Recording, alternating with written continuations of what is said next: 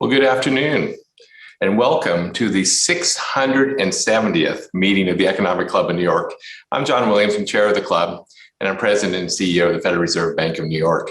So it's an honor to be here with all of you in this milestone year. This is our 115th anniversary for the club. The Economic Club of New York is the nation's leading nonpartisan forum for discussions on economic, social, and political issues. A special welcome to members of the Economic Club of New York's 2022 class of fellows, a select group of diverse, rising, next-gen business thought leaders. And today, we're very honored to welcome Sara Armbruster, the president and CEO of Steelcase, Inc., for a very timely discussion. Now, Steelcase is a company trusted by many organizations around the world to create inspiring, productive, adaptable, and safe workplaces. In addition to her role on the company's board of directors, Sara brings executive experience from several positions in the organization to the office of the CEO, which she assumed in 2021. Now, before joining Steelcase, Sara served as vice president of business development at Banta Corporation, a publicly traded global printing and supply chain services company. She also worked at McKinsey & Company and Anderson Consulting. Sara currently serves on the board of directors of Winnebago Industries and chief executives for Corporate Purpose. She also sits on the boards of Business Leaders for Michigan, The Right Place, and BIFMA, and she's a trustee of the Steelcase Foundation. The format today will begin with opening remarks by Sara, followed by a conversation with club member Janice Ellig, Chief Executive Officer of the Ellig Group. And we'll end promptly at 1:45, and any questions that were submitted to the club from members were shared and may be addressed during the conversation. In addition, we'll be using the chat box feature for this conversation, and you can enter questions directly in the chat box for their consideration if time permits. As a reminder, this conversation is on the record as we do have media on the line. So Sara, if you're ready, I'm happy to pass the microphone over to you now. Great. Well, thank you so much, John. And it's really an honor to be here today with all of you for this conversation. So as you mentioned, I've been the CEO of Steelcase for just 9 months, which means I took the job in the midst of, yet another wave of the COVID pandemic, which raised questions about whether people should be in the office.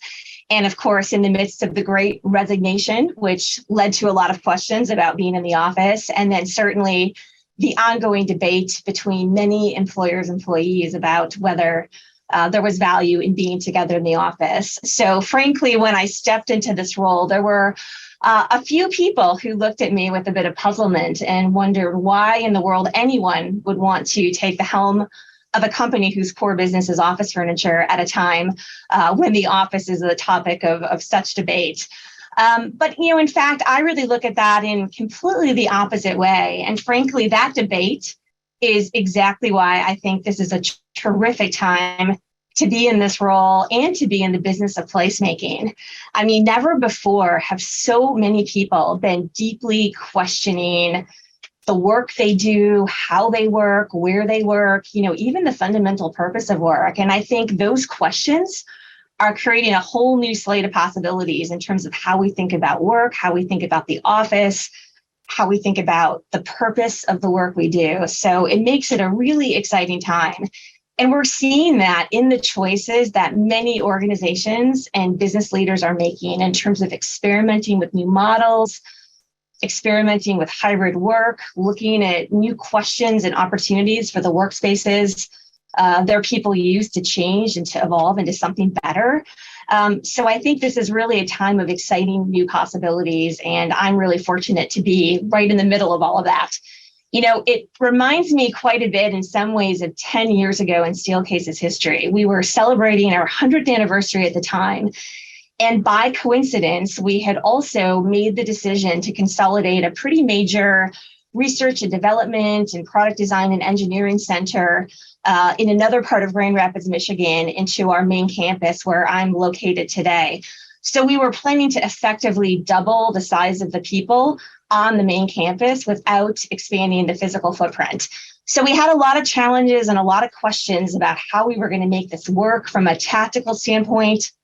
But more importantly, we asked big questions about how we want to use this project to shape our buildings in a way that would really shape our culture and reflect the purpose of the organization. And it wasn't lost on me and the other leaders who were in charge of this effort that the decisions we would be making about that project because it did involve physical space, would really be lasting, and that it was almost a sort of once in a career opportunity to make physical space decisions that had a profound impact or could have a profound impact on the business for years to come. And one of my colleagues, now retired, but who was key to that project, said at the time that office space is the body language of an organization. And that really stuck with us. And we felt that weight and that responsibility that, whatever we're going to do physically has to reflect the culture we want to be, the purpose we want to serve, the mission of this company, the strategy.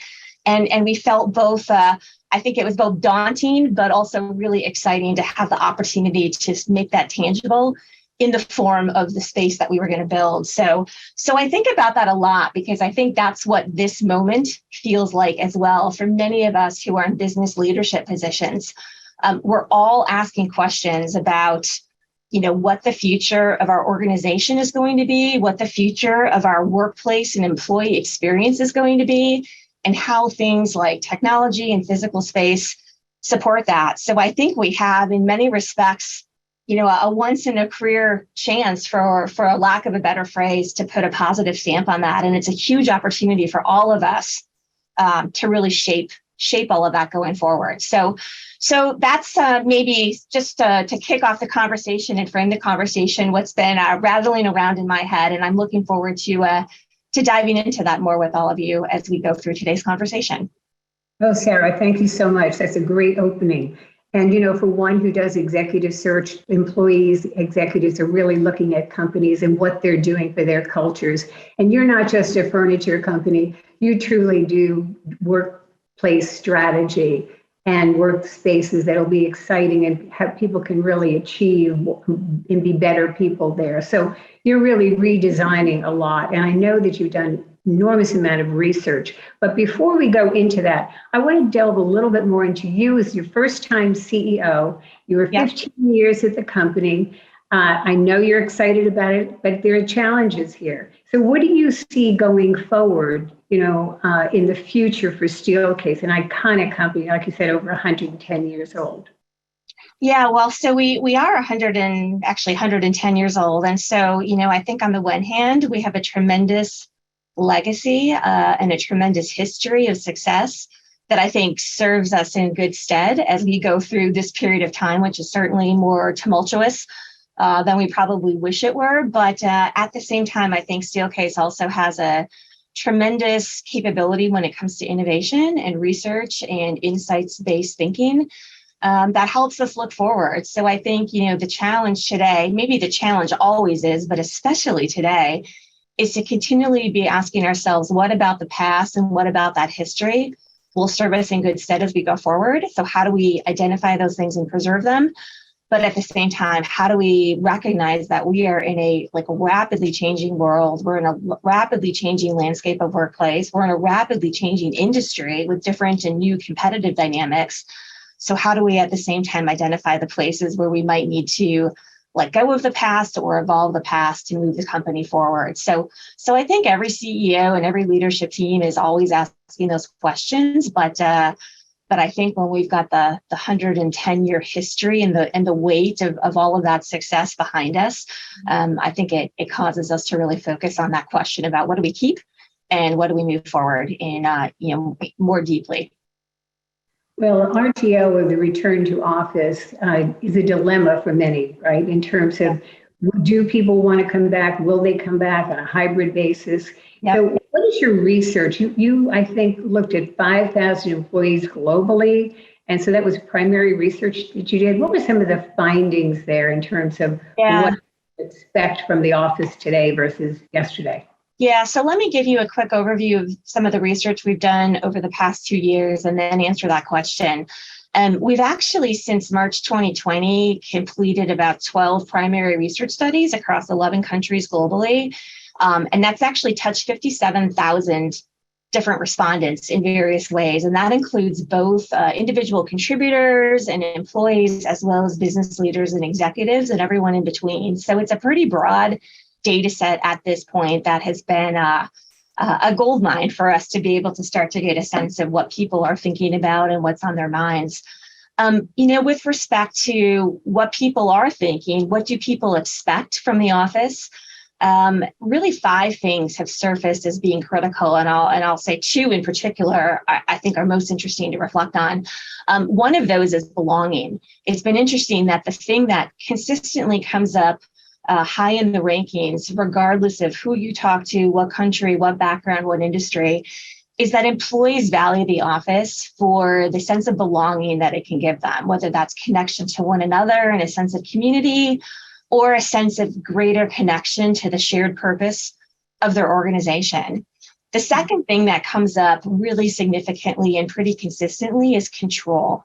People want to feel a sense of control about where they work, when they work, how they work. And we're certainly seeing that in the headlines with respect to the debate over, do I work from home or do I have to come into the office? But even when an employee is in the office, there are a lot of ways in which an employer can give them control or take away control. Do you have an assigned desk? Are you forced to be in a certain place? Or do you have flexibility to think about the whole building or the whole campus as your canvas, so to speak, to pick and choose, where you need to be to get the particular work done that you're trying to accomplish at that moment. So control is really significant. The other 3 things that come up beyond belonging and control are productivity, comfort, and safety. So productivity is really about the tools as well as the environmental conditions to get work done. So sometimes that means access to technology or specialized equipment that can support work, but often it means something as simple as, is there a quiet place where I can focus and where I cannot be distracted by things happening around me when I need to write a presentation, or I need to read something and think deeply, and I need a quiet space. Comfort certainly continues to be about ergonomics. Do people have spaces that physically support them in appropriate ways? But I think it's also increasingly about rejuvenation and well-being. We are all going through a lot, right? And I think, talk to anyone and the stresses they're feeling, or the tensions they're perhaps managing, or the things that they're navigating both at work and in their personal lives, I think really put a premium on this idea of well-being and rejuvenation in the office. And are there places that support that?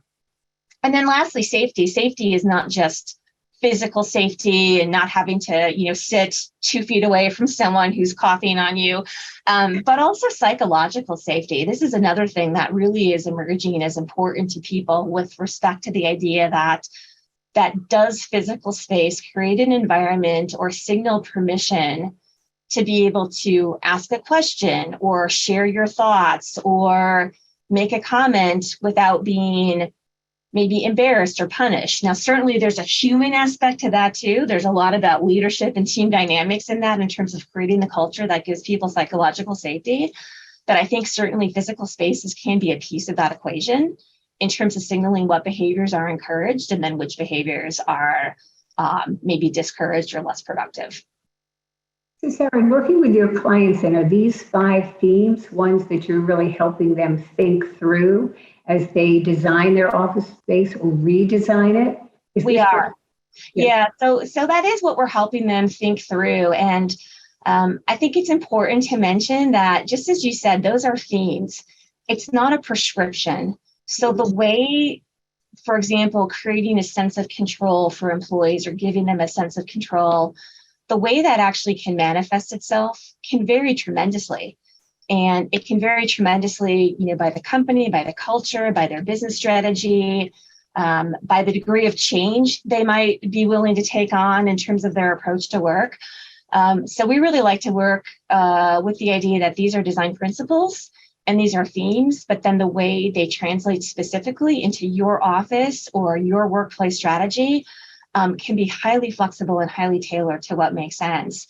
I think the other way we're helping organizations think about these themes is to say that, kind of this all sums up to sum total. And I think that the new inspiration for the workplace I would describe as a really vibrant neighborhood. So if we all rewind the clock to say 50 years ago, offices were really set up to follow the flow of paperwork, right? This is before computers, things were done by paper. And I think the inspiration for office design in some ways reflected an assembly line, but it's an assembly line for paper. So I had my piece of paper, I stamped it, I handed it over to the next desk to you, you signed it, you passed it to the third desk.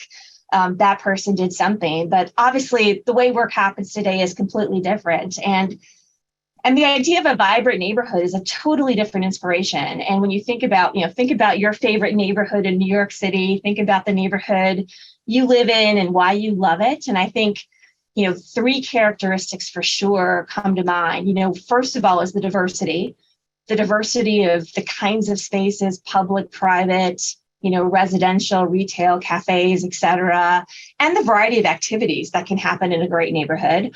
The second is the fact that great neighborhoods tend to have some public spaces, places that are designed to bring people together and foster relationships.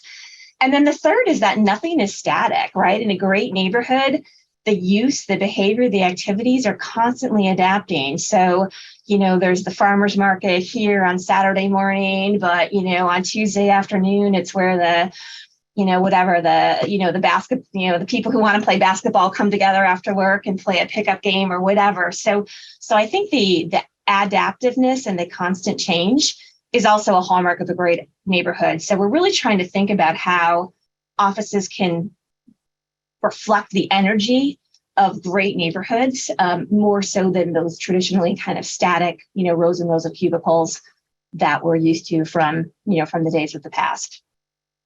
So you really are consultants almost on culture in terms of how you're trying to help your clients really develop the most inclusive, invigorating, innovative, and spontaneous collaboration is a term that's coming up, culture. So what do you see and how do you advise your clients, say, in different sectors? And we'll start with New York City and geographies, New York City financial services, and then the Midwest and the Southwest. How do you advise your clients along those lines? Yeah. Well, let me touch on your comment about culture, and then I'll come back to that question of what we're seeing, by region or sector. I think you're absolutely right. I mean, Steelcase, we are a manufacturer of furniture, so I don't want to claim anything different. But I think what's really interesting is that human beings, we innately know how to read physical space, and physical space sends a lot of signals and cues to us about what activities are allowed in this space, what activities are encouraged, and what things are forbidden. Space communicates hierarchy. Space communicates expectations. We all know, even as small children, that if you're walking into, say, a library or maybe a church, the space is already telling you that the behavior that's permissible in those places is different than the behavior that's permissible in the school gym, right? So I think we innately understand space in a way that impacts behavior, and behavior over time becomes culture. So that's how I would describe the link, and why it's become important for us to use our research, not just to think about the physical design of furniture and how the furniture itself can support needs, but to think more broadly about how people and space and behavior all come together to achieve various ends. So with respect to the trends that we're seeing and how those vary by region or by sector, I would say certainly, well, let me start globally, and then I'll get to the US and then New York City. Globally, I would say that the tensions between employers and employees about hybrid work or where to work are most pronounced in North America. That doesn't mean that we're not seeing the same kinds of conversations or issues in other parts of the world, but I think in many parts of the world, people have gone back to the office, people have resumed what I'll describe as the working pattern they had before the pandemic for the most part. And we're not seeing the same degree on average of debate, dialogue, or even tension that we are seeing in some parts of North America. Then if you double click on North America or the US, I think we see pretty significant differences between major cities, and especially major cities on the coasts, with the rest of the country. You go to Dallas, people are going to the office. You go to second and third tier cities like Grand Rapids, Michigan, where I am, people are going to the office for the most part.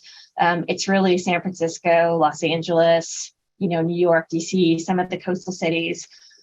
where you see more challenges because commutes are longer, there are questions about safety, there are a variety of dynamics that I think are particularly heightened in some of those cities that you don't see in other parts of the country. So we're seeing those tensions.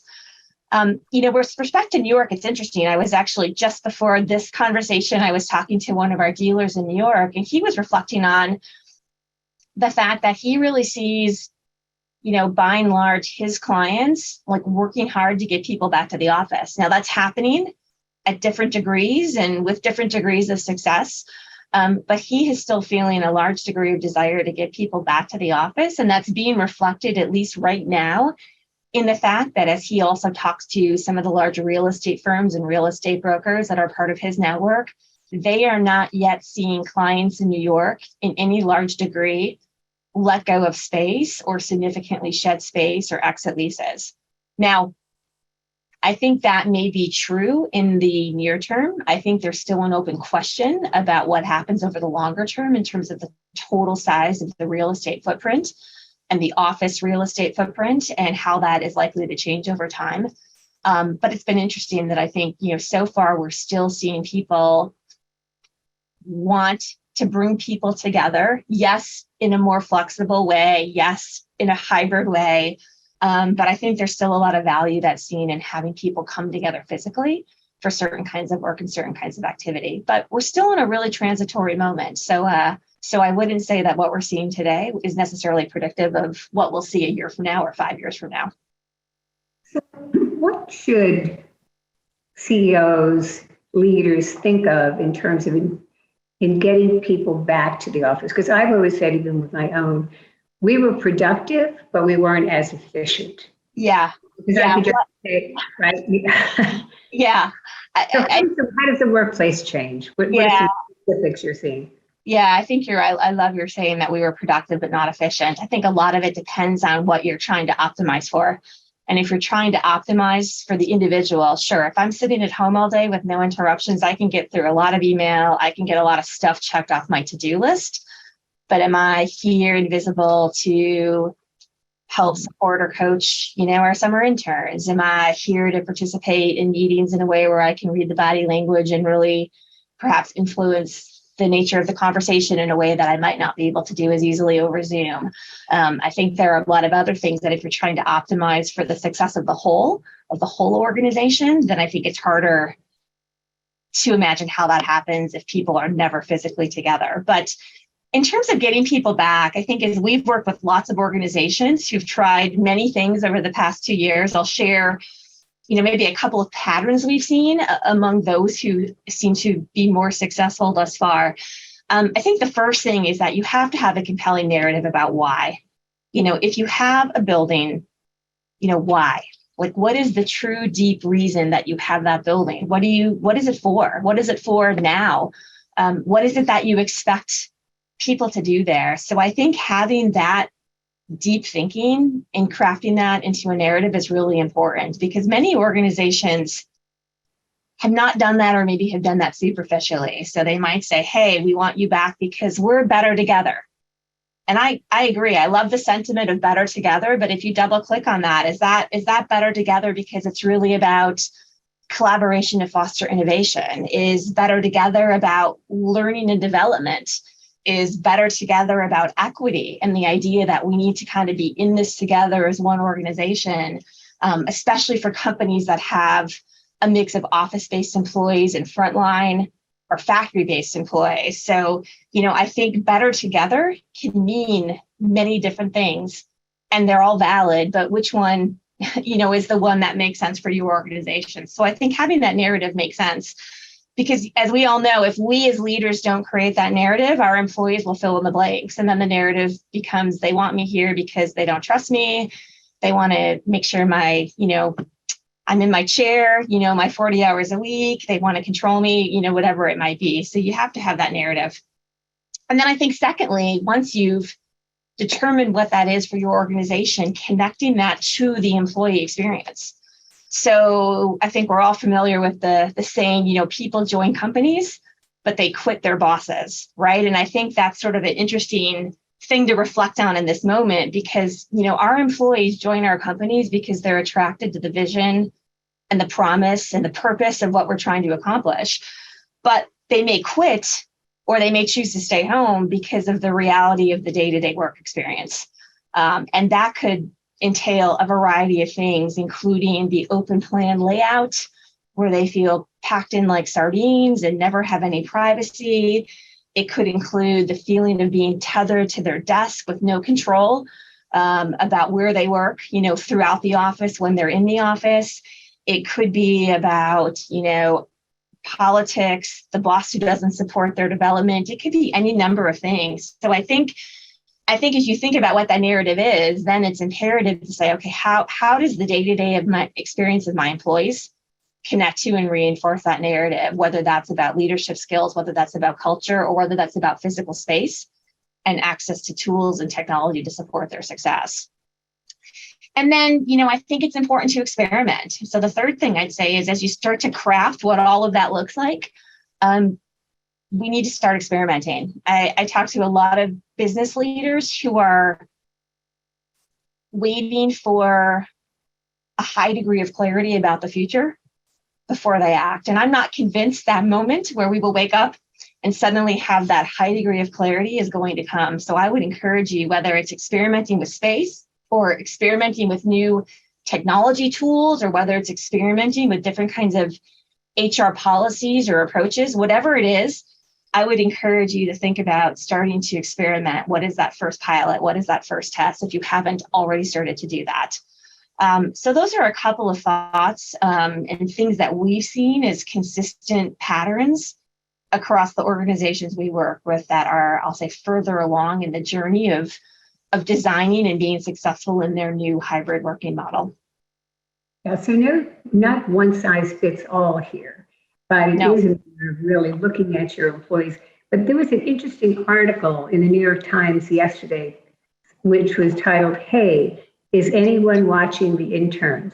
Yeah. And, you read that and you say, oh my goodness, the interns are there. There's no supervision. So the leaders could be not in the office, and yet the interns are. Yeah. And there was a study that was done with Stanford, University of Chicago, and ITAM, where those who were 20 to 29, only 24% said they would want to work full-time remotely, whereas for the 50 to 64-year-old, 41% said that they would like to work remote. I found that astonishing. Do you have a comment about that? Yeah, so I saw that article as well, and I smiled as I read it because it definitely corroborates some of the things we've seen in our research.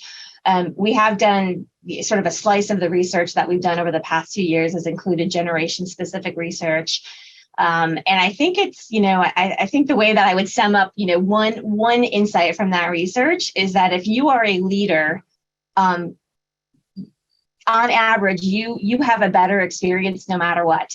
Leaders tend to have a better experience working from home, and they tend to have a better experience, when they're in their office. And I think it is easy when you are in that leadership position to potentially forget that, or maybe not fully appreciate or understand the reality of what both the office experience as well as the at-home experience is like, for your, younger or entry-level employees. So just to give you a couple of data points, when we looked at the disconnect in terms of the work from home experience between senior leaders and individual contributor employees, we saw really dramatic differences. So for example, 75% of people in our sample that are director level or above say that when they work from home, they have a dedicated desk, like an actual desk to work from. And that's true for less than half of the individual contributors. When we asked how many director or above have an ergonomic chair to support them when they work from home versus individual contributors, the directors were twice as likely to have an ergonomic desk chair at home than the individual contributors. And we do, we go into people's houses and we photograph and we say, show me where you work. And some of it is, it's working in a closet with your laptop, on an upside down laundry basket. And that's not that uncommon. So I think on the one hand, I think that is part of the reason that in some cases, younger people actually are more likely to go into the office, because the office can be a very much better and supportive environment for them than what they have at home. At the same time, we've also seen data that suggests that in the office, the bosses have it better as well. They are much more likely to have a private office, much more likely to have a place where they can shut the door and focus and do individual work, even though the nature of most executives' work is actually less likely to be that individual focus work. They are people who are more likely to be in meetings and going from place to place. Whereas the individual contributor is probably in the open plan, may not have access to privacy, may not have access to different kinds of postures, or tools to support their work. So I think there are a lot of things in that piece on interns that resonate with me. So maybe the moral of that story is that as you think about the future state for your organization, be thinking not just about the answer as a whole, but be thinking about how the experiences and how that answer may need to be tailored or may need to adjust given the differing initial conditions for different generations in your workforce. Interesting, the computer on top of the laundry basket. You could always picture that, right? So are your clients asking you to look at what the amenities or the technology or, the needs of the employees for that home office? Are you doing that? Is that part of your business? So we are doing that. So the core of our business remains supporting, I'll say, institutional working environments, whether that's an office, whether that's a healthcare setting, whether that's an academic, educational setting. But we do increasingly have a consumer business that's designed to support people who are looking to make investments in their workspaces at home. And a big part of how we're thinking about that is how we work with employers to help employers develop programs that they can then use to help support their employees. So in some cases, employers want to put together, a catalog of products that are, great products, but also really appropriate in terms of the look and feel and scale for the home environment. And in some cases, provide a stipend. In some cases, provide, other ways for their employees to access that. So I think more and more we're seeing employers ask the question, gosh, I need to be thinking about how I'm supporting both the productivity and the well-being of my employee, not just when they're in the office, but also how do I support them, when they're working from home. And we do that with our clients. Let's turn to real estate for a moment, because there's an assumption that employers are really cutting back on real estate. Are they doing that, or are they reconfiguring some of their real estate? Yeah. Be together in one big lunchroom like you have in many organizations. So thus far, and I would say we're still early, given the length of leases and kind of the fact that real estate often evolves over a longer stretch of time. But I would say thus far, we have not seen footprints change dramatically. We have a lot of organizations we work with who aren't yet changing their footprints much. We have some organizations that we work with, certainly some customers who dramatically cut back the amount of real estate they have already, but we've also seen other organizations expand their real estate. So for us, when we net that all out kind of globally, there hasn't been a dramatic change either way. But I think you're right that what we are seeing is people looking very differently about the real estate they have and that footprint and what happens inside that. So the mix of individual spaces and workstations versus collaborative spaces, the mix of spaces that are designed for, I'll say, more traditional work like desks and chairs versus more social spaces, lounge spaces, outdoor spaces, the mix of how people are thinking about technology and how many spaces in a building or in a footprint can support hybrid collaboration because they have displays, they have cameras, they have appropriate lighting, they have, audio and microphone systems. We're seeing that mix change significantly as people ask that question, like, what is the purpose of this building? And what is it that we expect people to do, when they come here? So the ratio is changing quite a bit.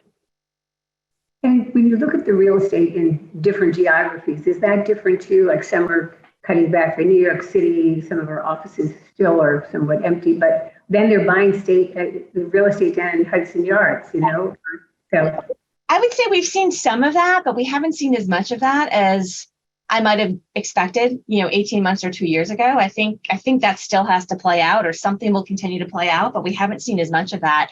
What we have seen, interestingly, one, maybe small small piece of this puzzle is we've definitely seen organizations that we work with in, I'll say, climates that have 4 seasons.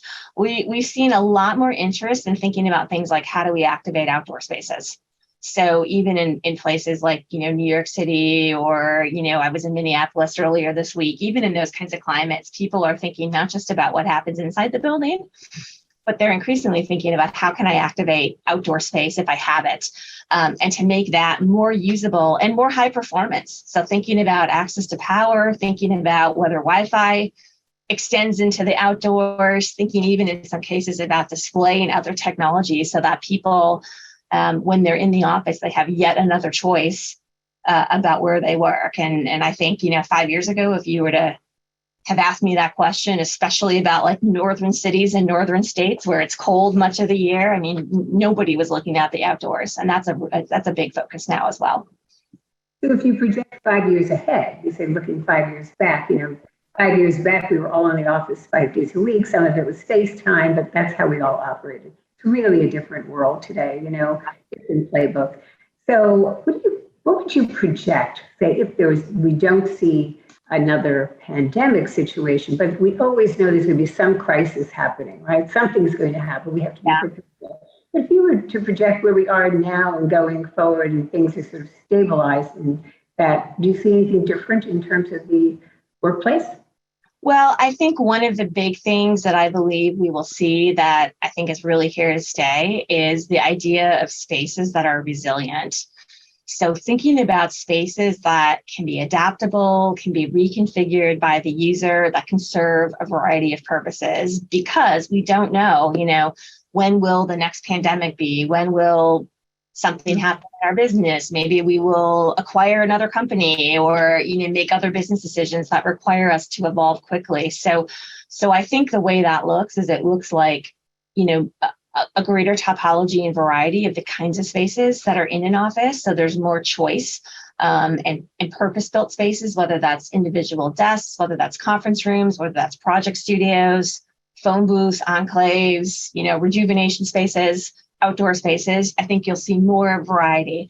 I also think you will see, and we see this already, we're introducing quite a number of things into our product portfolio that are really, I'll say, lightweight, in the sense that people can move them and redeploy them, versus having to call the facilities department to kind of reconfigure something over the weekend. So thinking about lightweight screens, thinking about movable whiteboards, thinking about small tables and things that can be picked up and rearranged. I think giving a lot more control to teams and to individual users to make the space and the tools around them work the way that they need them to for the particular work that they're doing at that moment. And then I think another aspect of resilience and adaptability is the assumption that every space needs to be a high-performing workspace, which also means it needs to support hybrid collaboration. So one of the things that we're doing on our campus is we're just saying, it doesn't matter what kind of space it is, it needs to have display, and an easily accessible display. Because even if you and I were sitting together in person, together having a cup of coffee, having an informal conversation, when our conversation gets to the moment where I say, well, hey, wait a minute, let me pull that up and show that to you for a second. It's great to be able to pop open my laptop and beam something up to a display that's right there. So how does every space have display? How does every space have power? How does every space be responsive to the needs of lighting and acoustics to be able to support some type of hybrid collaboration? So those are examples, different kinds of examples about how I think space can work harder and be more flexible and more resilient, so that whatever happens next, we all wish we had a crystal ball, but we don't. So whatever happens next, we have a greater degree of confidence that the investments we're making in the workplace will continue to deliver value to our employee experience and to the work that our organization needs to accomplish. This is a fascinating topic and discussion, and how you're thinking about the workplace being so adaptable and movable. It's almost like you want that in your home to some degree as well, but certainly in the workplace. Yeah. When you look at yourself as a CEO and other CEOs, going back to the point you made earlier about that sense of belonging, that sense of being comfortable, but really feeling like you're making an impact and belonging. Yeah. What keeps you up at night? What do you think is keeping other CEOs up at night in terms of really getting people to feel like they belong? Not just inclusivity, but they belong. Yeah.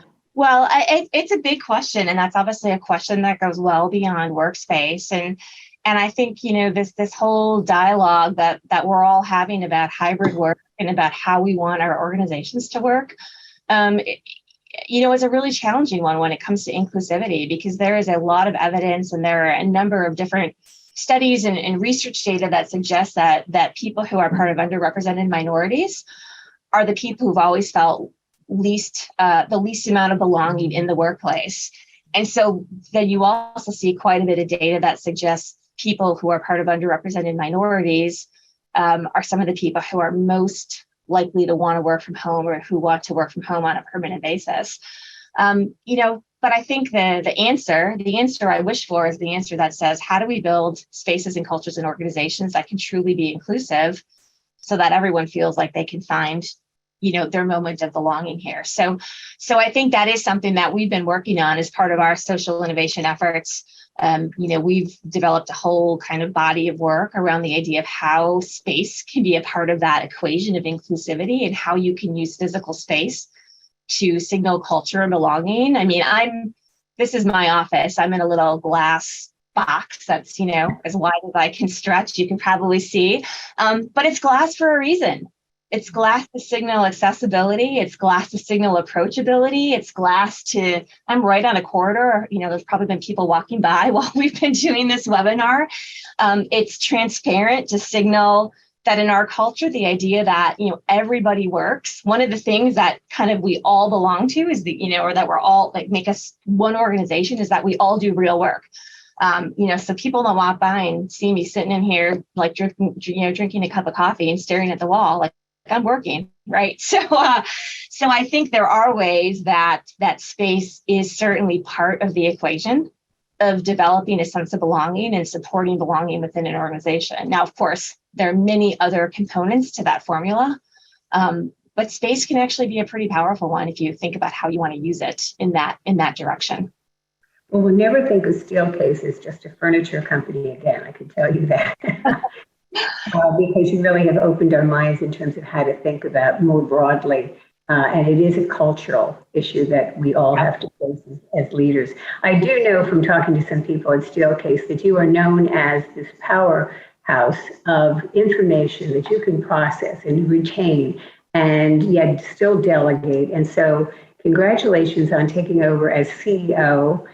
Sara Armbruster, you really are a phenomenal leader, and we thank you for all the information that you've given us today. We're going to think differently about space and our employees going forward. Great. Well, thank you. It was really a pleasure to be with you today. Great. And thank you, Janice, and thank you, Sara.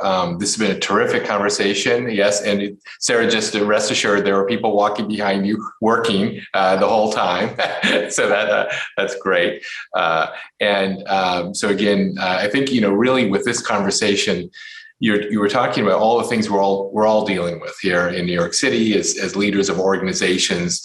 How do we best create the best workplace and be productive, efficient, and also attract the best talent we can. So that's really a terrific conversation. So to close out today's meeting, my role is to remind everybody that we got a lot of great speakers on the calendar, and we encourage members and their guests and to invite guests to our events. Our next event is a panel discussion on should corporations take positions on social and political issues. We got Raj Cohen, a senior chair of Sullivan and Cromwell, Joel Frank, managing partner of Joel Frank, Wilkinson, Brimmer and Catcher, and we have Tom Johnson, CEO of Abernathy McGregor, and then we've got Jeffrey Sonnenfeld, the senior associate dean for leadership studies and Lester Crown professor in the practice of management at the Yale School of Management. And that's all going to happen on July 28th, so a week from now.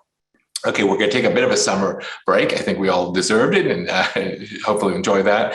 In fall, we've got on September 12th, David Benson.